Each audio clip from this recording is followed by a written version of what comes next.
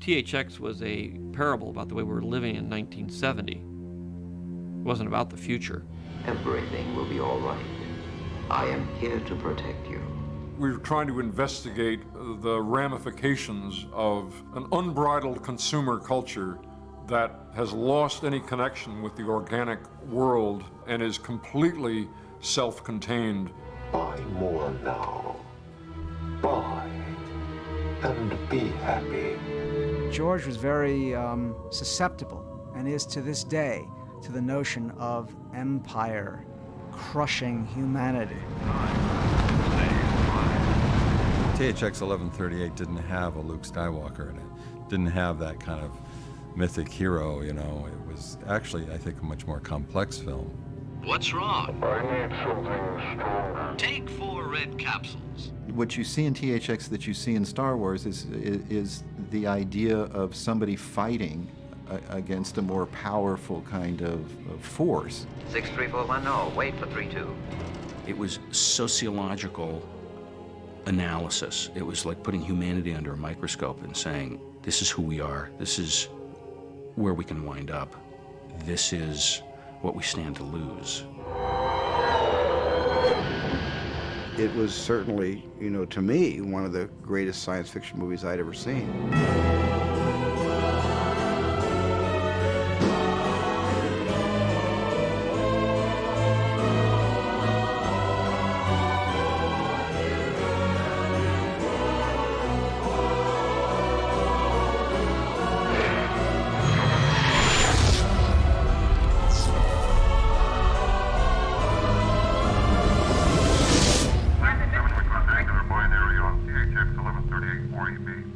The short film of THX, which George had made as a student, was based on a script that Matthew and Robbins and I had written. THX 1138 4EB.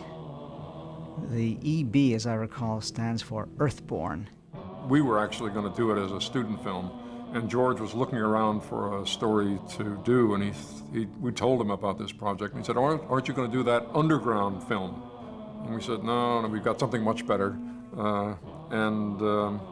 said, well, give it to me. I liked the idea of a futuristic, sort of brave new world.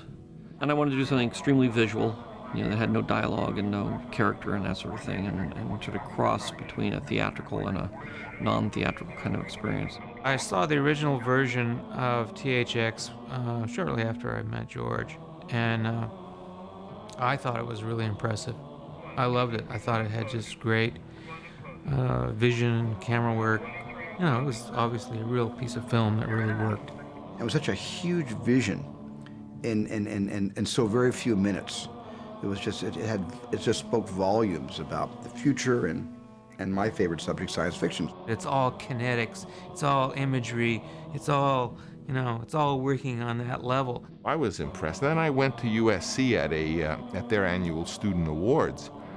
And I began to realize, you know, first prize was George Lucas, THX 1138 4EB, and special prize, George Lucas, you know, and he was sort of like the whiz kid of USC. Francis said that he would help me get THX made into a feature film.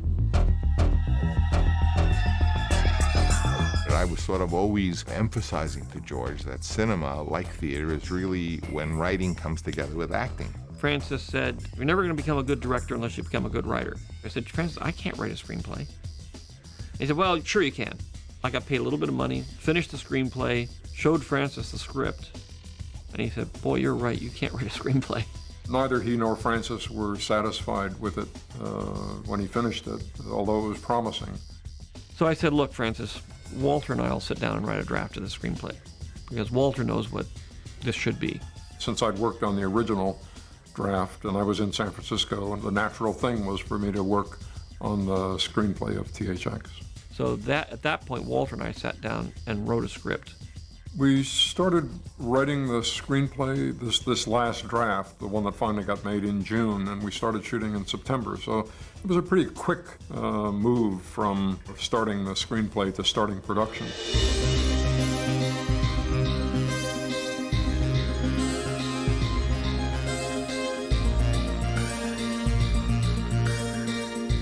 Casting THX 1138 was an interesting experience insofar as, first of all, everybody had to have their head shaved, and everybody had to work for scale. Francis was really aware of actors and the need for really great actors and how important casting is, how crucial it is. And I think that was a major influence on George. I'd been working with Bobby Duvall on The Rain People, and so we became friends, and I was writing my script in the morning while we were working, and so I was telling him, I'm writing the script, I really want you to star in it, and all that kind of stuff. So I'd kind of decided on Bobby before I even finished the script. I liked that idea because I hadn't played like the lead in the movie or whatever, and there was just a hint, but nothing was really solidified until after the shooting of The Rain People. And then I wanted another comparable actor of Bobby's quality, a really good, strong actor, to play opposite him. Ron Colby suggested Donald Pleasence, and I liked Donald Pleasence a lot. Donald was a fascinating character actor in and of himself, and had an interesting career at that time, albeit not on the #1 level, and so we could afford him. And then I had to find a girl, a female lead, and that was going to be hard. You say to, some of the hotshot ingenues in town, we're going to pay a scale and shave all the hair off your head. It was like, I don't think so. Yeah, so, I did offer it to, 2 or 3 actresses, and they all turned it down. And I spent a lot of time interviewing on that one because she had to shave her head and she had to look good with her head shaved. It was a minimalist role, but it was tough. The less you have to do, the harder it is. When I was in San Francisco, I saw a production of Marat Sade in a small theater. One night the director came and said, oh, these Hollywood people, they're going to be casting a film, and all they want to do is see faces. So of course everyone groaned, oh, Hollywood, we're serious actors here. But of course they all showed up for the audition. And there was this young lady, Maggie McOmie, who caught my eye, and I thought, she has a very haunting quality that I thought would be appropriate for somebody living in this subterranean world. So I guess they liked my face, and they called me back. Went back for several times, 2, 3 auditions. And the casting supervisor, Ron Colby, came the next day. I was having lunch at a little luncheonette place, eating a carrot salad. And he said, quit work. You're in a movie. And casting the movie, we also wanted to get people that basically you didn't recognize. They apparently had auditioned everybody they could find in San Francisco for the part, and nobody could come up with the goods. So it was Robert who said to George, why don't you get Don Pedro up here and have him give you a reading? I remember when we were doing the audition, it wasn't like an audition, it was like we were actually in the living set, working at that, living that moment for real on film. And I think maybe that's what allowed everybody to say, yeah, this is going to work. The caveat where everybody had to shave the hair off their head was difficult. I mean, I went to some friends of mine who were half bald, and I said, no, I'm not going to shave the hair off of my head. When I heard I had to shave my head, I knew I didn't have to go far anyway. The experience of getting my head shaved. First of all, we went to this spectacular setting in San Francisco, the Palace of Fine Arts from the 1915 World's Fair that was in San Francisco. It was terrific. I really liked it.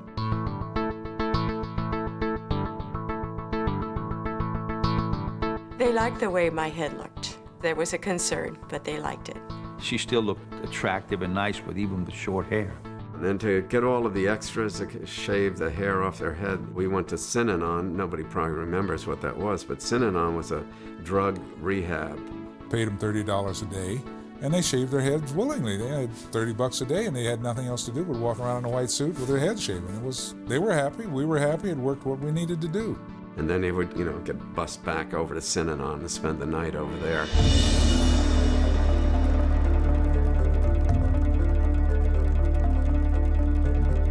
I wanted it to be like the student film, which is I wanted it to take place in the real world.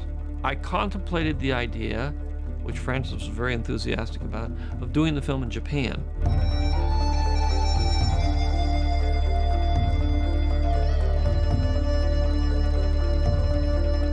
Japanese films are interesting to us because they were made by a culture for itself. And the problem that George and I found with science fiction films that we saw is that they felt that they had to explain these strange rituals to you, whereas a Japanese film would just have the ritual and you'd have to figure it out for yourself. So I went off to Japan and saw the locations and everything and liked it, but we realized that getting permission to shoot like in nuclear power plants and various kinds of industrial facilities where it's going to be just an unbelievable nightmare. We got the deal finally for everything. We got the budget at that point, which Francis put at $777,000.77. And we realized that I didn't have enough money to go to Japan. So then we started looking for locations here in San Francisco. Fortunately, the BART system wasn't finished yet. And so we started looking at empty BART tunnels. And I kind of started rewriting the script around the locations that I had here. The business agent of the local wanted to talk to me. And he said, I promised that you would work on this film. And I said, well, what's it about? And he said, well, it's a bunch of people with bald heads. Then I said, well, who's directing it? And he said, George Lucas. And I said, who the hell is George Lucas? I think I had 7 weeks to shoot it in, which is 35 days. It seemed like a ton of time to me. Most of the crew had never done a movie before. You know, they were all from San Francisco. It was very rare for a feature to come to the Bay Area. The Bay Area is a beautiful place, it's got great locations, but basically when a movie comes to San Francisco, they bring a lot of the key people. The cameraman had been documentary cameraman. You know, it was a pretty young group of people, and we were all having a lot of fun. It felt just like working on a very large student film. It resembled filmmaking as we wanted to model it.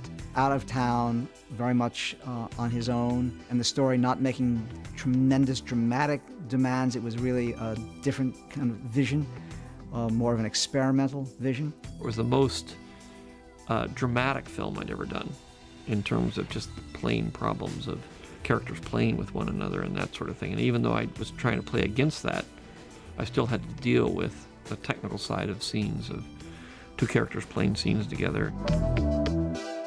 The nude scenes were done at a film studio in Los Angeles. We knew there would be nude scenes in the film. It's a little uncomfortable. I mean, I'm not one for, like, unveiling. I remember Bob was pretty embarrassed when we first shot the first nude scene in Stage A because he didn't know anybody, you know. I put my back to the camera and let her face the camera. I wasn't too chivalrous of me, but it was a little, it was okay once you got going. The chemistry was there for Bob and me. I liked the way they came out.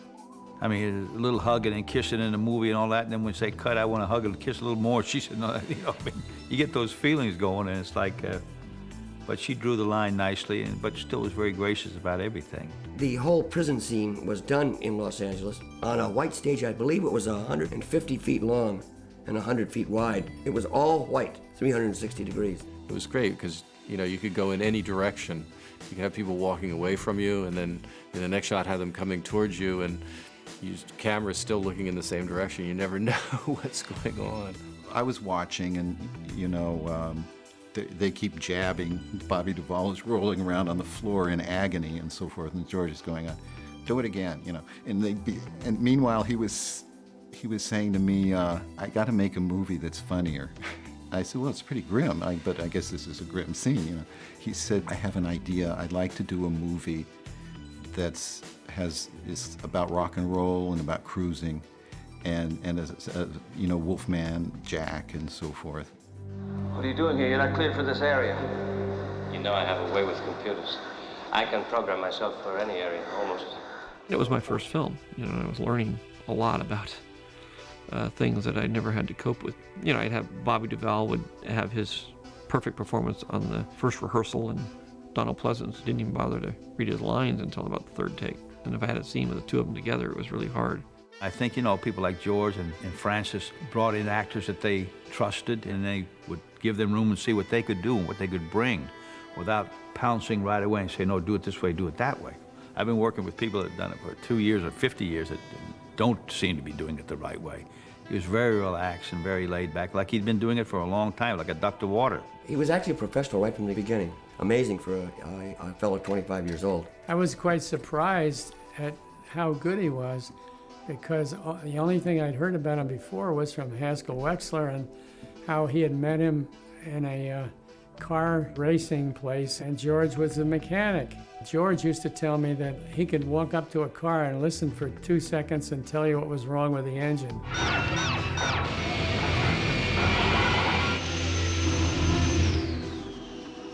The chase scenes when the robot police on motorcycles are chasing Robert was in the Alameda Tunnel. We had a Lola, this car, and we closed off this tunnel in San Francisco. I remember sitting in the car getting some points of view and some other things in the car with a stunt driver and going through that tunnel at 140 miles an hour, which is pretty terrifying. I remember when we were shooting one of the motorcycle scenes in the Caldecott Tunnel. Duffy Hamilton was the stuntman that rode the motorcycle that did the crash. He was a tough guy. Oh, he was a great guy. He was a wonderful kid. And I heard George talking to him saying, now, Duffy, you know, after the crash occurs and you're laying there, don't move, because, you know, you'll ruin the shot. The ramp had been built to this man's specifications, and it was, I talked to Kenny Phelps, as a matter of fact, built it. And in fact, I said to Kenny, I said, that looks awful high to me. And he said, that's what he wants. On the set, it looked very dangerous, and it looked frightening. He came roaring in, and he hit the ramp, and he almost hit the ceiling. Either the speed of the bike was higher than they thought, or the ramp was more angled than they thought, or something. The motorcycle went up through the air, and the guy fell off, and the motorcycle came down, looked like right on top of him.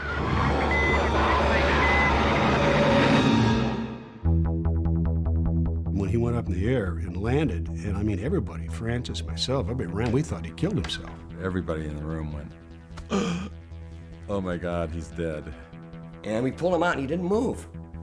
And they pulled his mask off, and he's looking right at George, and he says, why'd you screw up the shot?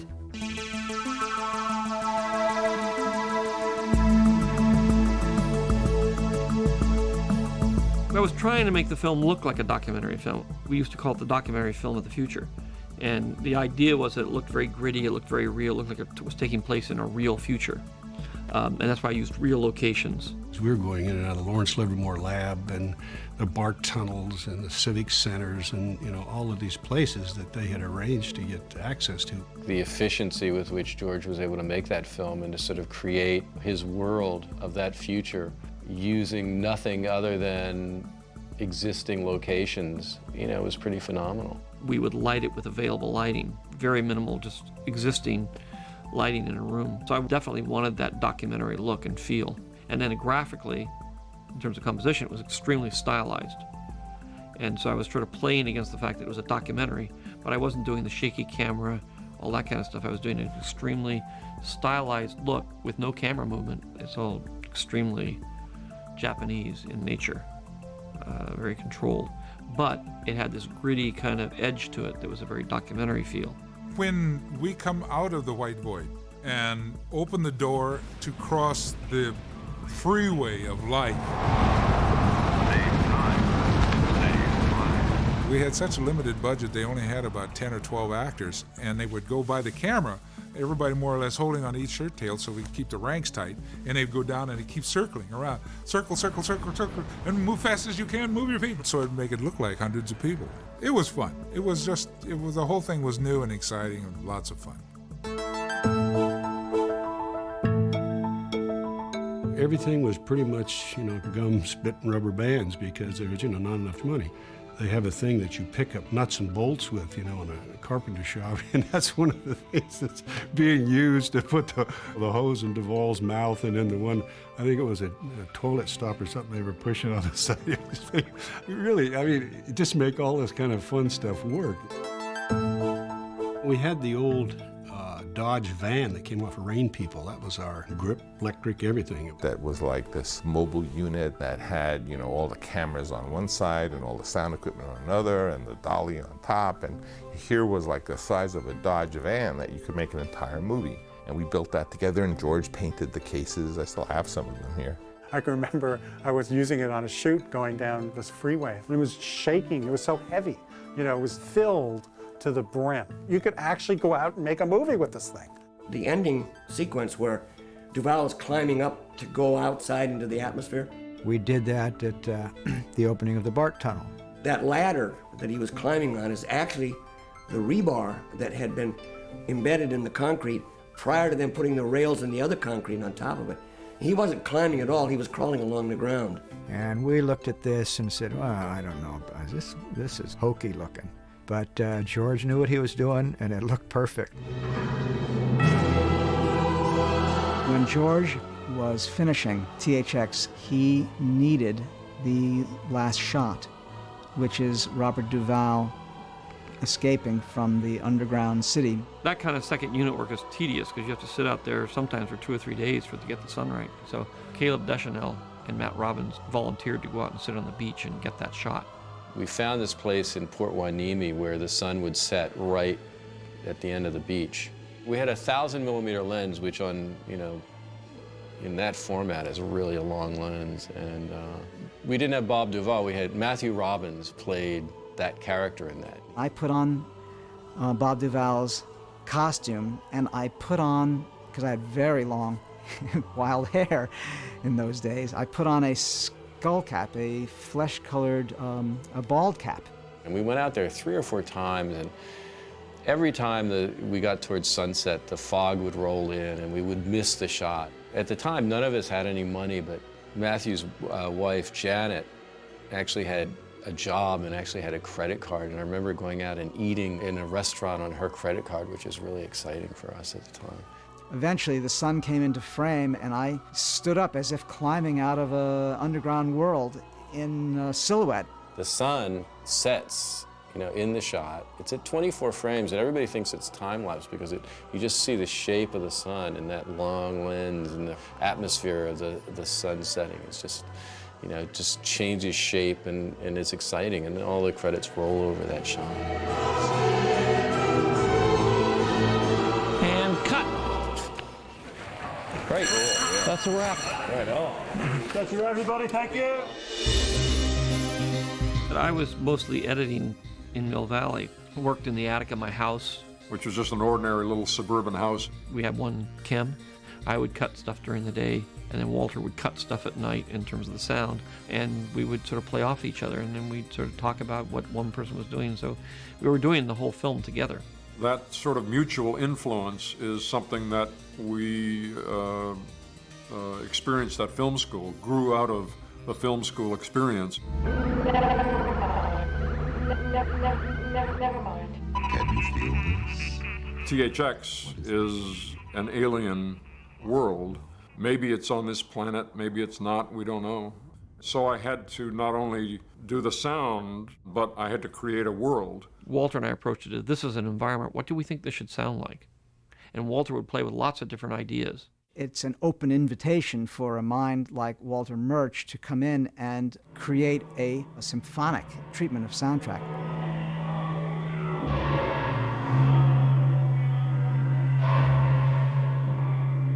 You know, he'd play stuff for me and say, oh, I think we should do this. And you know, these really interesting, bizarre combinations of picture and sound, and would really then spur me editorially to go on and cut it a different way.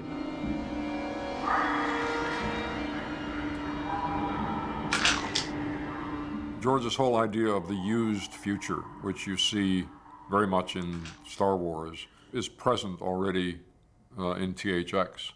And that was another distinction between science fiction films, even like 2001, which we both admired very much, but everything was brand new. And yet in reality, when you look around the world, most of the stuff you see is used. So if it's set in the future, everything wouldn't be new. It would be new to us, but it would look used. And we wanted to have the sound be like that. A lot of the sound in THX is designed counter to what's actually going on in the scenes. We took the sound effects and made them to be like music. And then in some cases, we take the music and make it to be like sound effects. My vision was not to do a normal story. I wanted to do something that was abstract. So we were trying deliberately to be mysterious, which I think is one of the things that drove Warner Brothers mad. Walter and I would sit, for hours trying to figure out how abstract I was going to be. It was a film from the future rather than about the future. But the film made no attempt to explain any of this or to draw judgments about it or to say that it was bad or good. It just said, this is an artifact which, instead of washing up on our shore from a distant land, has washed up from the future, and make of it what you will. It's about being trapped in a cage with the door unlocked, but being unwilling or afraid to open the door and go out. We have to go back. This is your last chance to return. There's also the theme of American Graffiti, which is being trapped in a small town, wanting to leave, but being afraid to leave. The idea of Luke escaping from Tatooine, going out into the world, I think that's a theme that you can see in a lot of George's films and in fact in George's life. The idea that George Lucas, son of the office supply man in Modesto, became the creator of the Star Wars series is a strange, wonderful journey. And if you look at THX and various aspects of that with that in mind, you'll see this theme bubbling to the surface. I haven't changed much over the years. It's funny, if you were to see all the films, you begin to see that there's a certain continuity of eccentric taste that flies through those movies.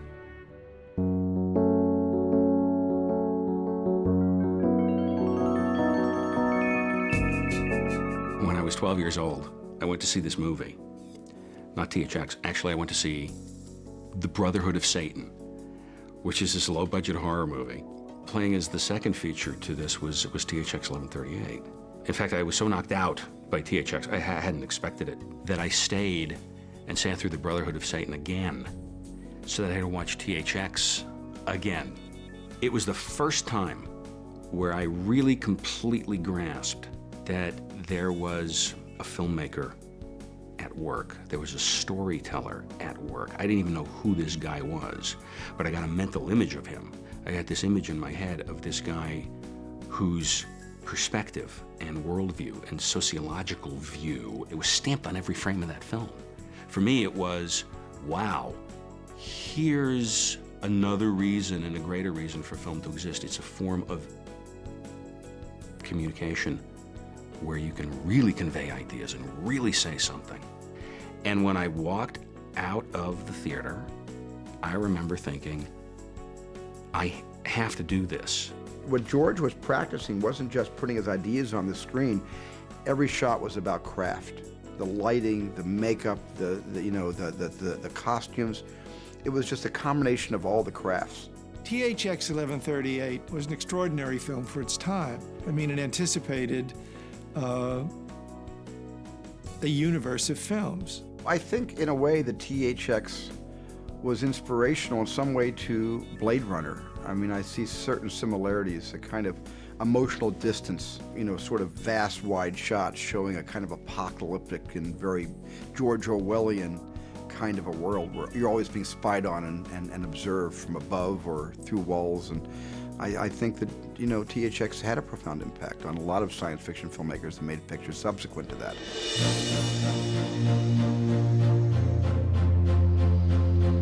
I enjoy that movie and what I was trying to do with it as much as anything I've ever done.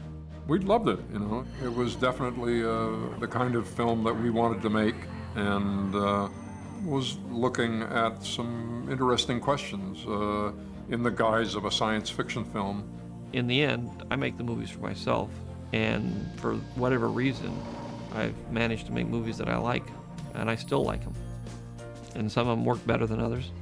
Some of them I made a lot of mistakes on, but I still love the movies, and I don't regret ever having made a movie, and I'm very thankful for that.